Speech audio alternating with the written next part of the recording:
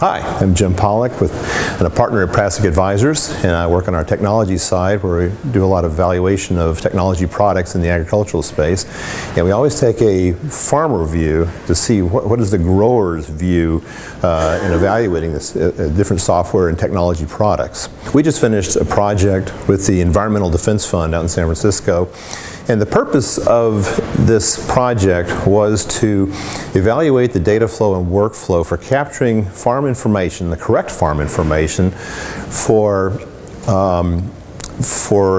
getting carbon credits, basically, for trading practices, good practices on the farm for getting carbon credits is sort of a reward, so to speak, but hopefully the overall benefit is we can end up with good practices that don't impact yield, but at the same time are optimized to not impact our environment as well. And a lot of times people think of these as one or the other. Either you get good yields or you save the environment. And what their actual goal is to see what is the workflow, how do we go about doing this so we can actually get the right data and optimize both situations and both systems. So the things we started with was first just understanding what data is necessary to be captured to understand carbon retention and greenhouse gas emissions that are on farms. As it turns out, one of the largest greenhouse gas emitters in the whole globe is from agriculture, active agriculture. So there's definitely some benefit to be had from this process. So we first looked at what data is necessary to be captured.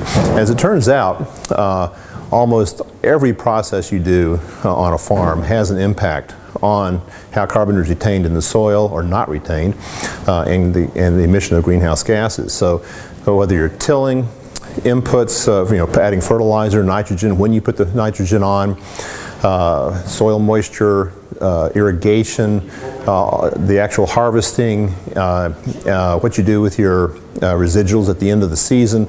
Almost every one of the processes you do in a field has some impact, and it can be either positive or negative depending upon how you do it. So we identified all the different processes that were involved, what data is necessary to capture and represent those processes that then get fed into what are known as these carbon models that then calculate carbon retention and greenhouse gas emission based on these practices. And so an example, a Comet Farm up at Colorado State University, DNDC, there's about 4 of these models out there that are very common and very thorough to do these calculations.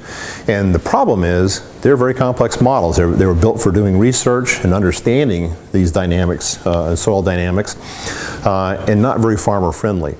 And so the challenge was, what's the way to capture the right information to get into these models and then take that information, go to the carbon registries to register that information and get reimbursed for your good practices with the monies that are there.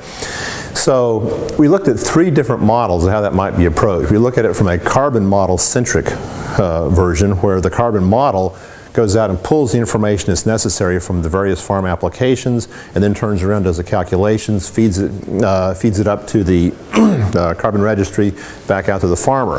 A couple of problems with that. One is there's so many different farm applications that it puts a huge burden on on the carbon model, which typically is being done at a university. And universities they're incredible facilities for doing research, but they're not big commercial software developers, and so there's a weakness there that it creates another user interface that has to go to the farmer, and it's not even probably their role to be doing the registration with the carbon and doing funds transfer, etc. So that's a model that we think is a very difficult one to try to scale.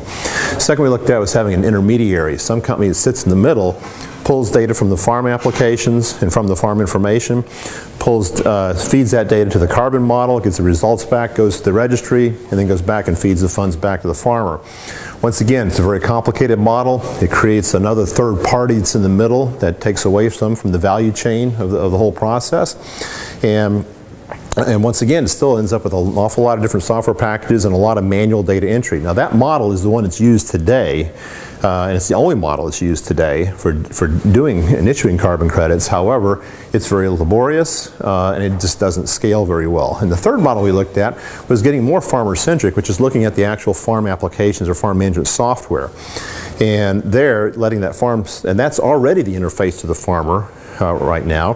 So it's just basically making sure that that software has a nice, easy way to capture all the different inputs that we need to have, and then it's the responsibility of that software then to turn around, talk to the carbon model to get the carbon calculations, the greenhouse gas calculations, then take that information, go back up to the registry, register the information and validate it, and then get the credits issued and hit the farmer's checking account and give him his money. So it's a one-stop shop, and we think with proper work, and it's still not an easy process to get that all to happen, but that's the way we think could actually scale to where we get not just a few of the biggest farmers, but scaling down and getting a lot of the mid-sized farms as well to actually participate in this very valuable exercise.